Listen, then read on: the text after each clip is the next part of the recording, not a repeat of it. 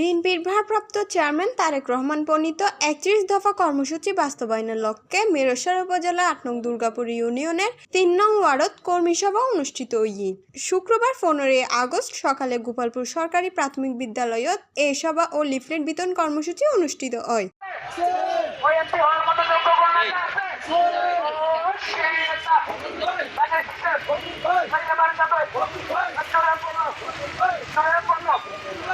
অনুষ্ঠানত বিএনপির নেতা মোহাম্মদ কাশেমের সঞ্চালনায় প্রধান অতিথি হিসেবে উপস্থিত আছেন জেটেপ কেন্দ্রীয় কমিটির সভাপতি ইঞ্জিনিয়ার ফখরুল ইসলাম। বিশেষ অতিথি হিসেবে উপস্থিত আছেন ছাত্রদল নেত্রী নাদিয়া নুসরাত, মুন্না, বশর, নবী, রিয়াজ, কালাম, শামসুদ্দিন সহ স্থানীয় বিএনপি ও অঙ্গ সংগঠনের নেতৃবৃন্দ। প্রধান অতিথির বক্তব্যে ইঞ্জিনিয়ার ফখরুল ইসলাম হইয়ে গত ১৬ বছর আরা স্বাধীনভাবে চলিত নফারি আরার নেতাকর্মীর উদ্দে হামলা চালানো হইয়ে তবুও বিএনপির নেতাকর্মী জেল জুলুম হুলিয়া মাতান লইনে ফেসিস্ট সরকারের বিরুদ্ধে সংগ্রাম চালাই গিয়ে তারেক রহমানের দিক নির্দেশনায় জুলাই আন্দোলনের সরকারের পতন হইয়ে বিএনপি দেশের বৃহত্তম রাজনৈতিক দল। আসন্ন সংসদ নির্বাচনে জনগণের সমর্থনে বিএনপি সরকার গঠন করিব ইনশাল্লাহ। তিনি আরো হইয়ে ভারপ্রাপ্ত চেয়ারম্যান তারেক রহমানের ঘোষিত ৩১ দফা বাস্তবায়ন করতে পারলে বাংলাদেশ উন্নতির পথে আগায় যাব এবং আর পিছায় নতাহিব। অনুষ্ঠান শেষে কর্মী অকল ৩ নং ওয়ার্ড এলাকার সাধারণ মানুষের মাঝে ৩১ দফা সম্মিলিত লিফলেট বিতরণ করেন।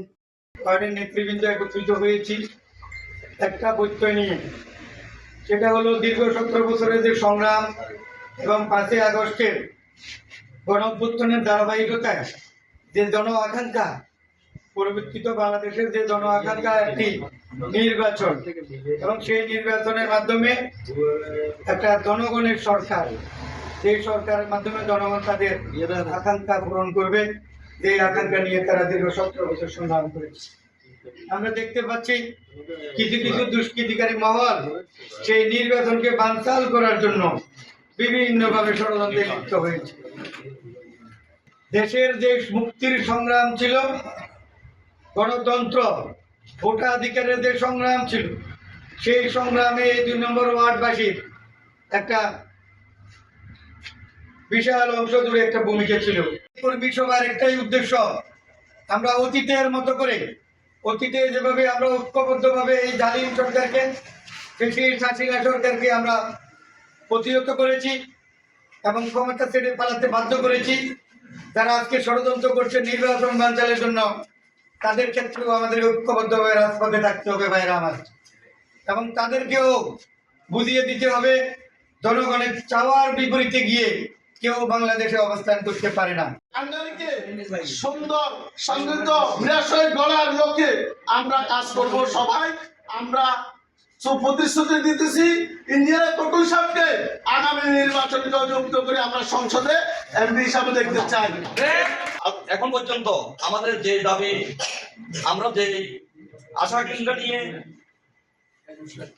এগিয়ে যাচ্ছিলাম, এটাকে বানচাল করার পূর্বে আবার নতুন করে ষড়যন্ত্র চলতেছে। আমি ফ্যাসিস্ট চলে যাওয়ার পরেও আমরা কিন্তু এখনো স্বাধীনতা ফিরে পাই নাই। যদিও একবার বাংলাদেশ স্বাধীনতা এসেছে, দ্বিতীয়বার স্বাধীনতা হয় না।